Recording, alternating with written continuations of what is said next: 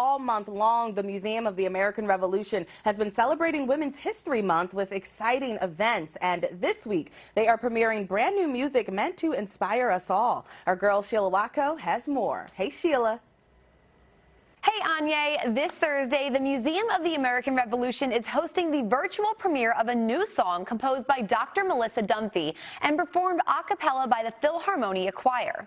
Melissa was inspired by Abigail Adams' letter to John Adams, in which she defended women's rights and asked him to remember the ladies as he fought for American independence. She compares the energy of her uplifting patriotic song to the feeling of marching in a protest, where you're with a bunch of other people who feel the same way, where you are fighting for injustice, but it's the feeling of, it's almost joy, you know, of being in a group of people who feel the same way and you're all fighting for the same thing.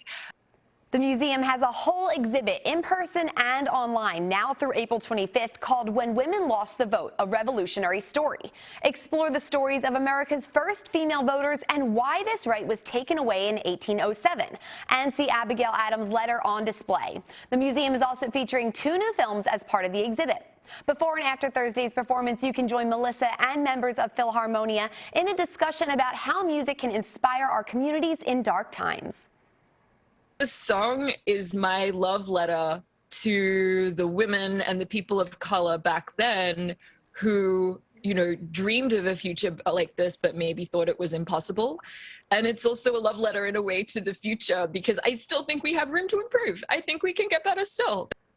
For tickets to Remember the Ladies, a choral work by Dr. Melissa Dunphy, visit the Philly Live section of NBC10.com or the NBC10 app. And as a side note, Melissa and her husband Matt found a ton of historic artifacts while they were remodeling their Philly home and the theater beneath it. And you can listen to their whole story of buying a magic theater from a criminal and becoming amateur archaeologists on their podcast called The Bog House. I'm listening to it now. I'm about halfway done, and it is so good. And Melissa is just so much fun and so cool. Anya, back to you.